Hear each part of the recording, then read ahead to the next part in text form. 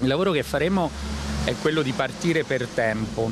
Su che cosa? Uno, sulla selezione della classe dirigente che andrà alle elezioni regionali, e la seconda cosa sui temi delle elezioni regionali. Al lavoro sul programma e sulla figura ideale per governare il Veneto nel prossimo futuro. Parte da Padova il cantiere dell'Assemblea Agenda Draghi per il Veneto, lanciato da Azione, il partito di Carlo Calenda, guarda per le regionali 2025 oltre lo schema tradizionale delle coalizioni, come ha spiegato il segretario nazionale. Non facciamo parte del campo largo, quindi per noi la questione che è preminente è la qualità del candidato, anzi la qualità della squadra e gli argomenti che vengono portati.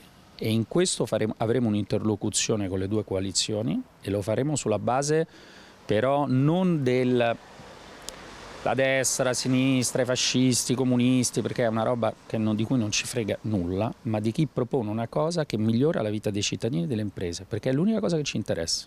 Quindi potreste avere anche un candidato vostro di Azione. Certo, noi qui le strade sono aperte tutte. Forte del risultato ottenuto in Veneto nelle scorse europee, Azione vuole consolidare il suo gradimento nella regione puntando su questi temi. Per il Veneto ci vuole un programma molto profondo, perché è vero che il Veneto va bene, il Made in Italy funziona, eccetera, però noi avremo i prossimi anni una contrazione del mercato internazionale delle esportazioni e molto se lo sta portando via la Lombardia e Milano. I giovani in particolare se ne vanno per andare a lavorare fuori, quindi il Veneto ha bisogno di una rivoluzione, per esempio in termini di lavori innovativi, di università di eccellenza, e su quello ci concentreremo. Il Veneto dunque deve tornare ad essere una regione competitiva e per farlo il partito vuole ascoltare di più i cittadini. Noi stiamo vedendo che non perdiamo terreno solo nella competizione con Milano, ma anche con regioni come l'Emilia Romagna, e questo è perché il Veneto ha smesso di progettare futuro e di investire sullo sviluppo del nostro territorio. Noi oggi dobbiamo dare risposte di crescita e di competizione innovativa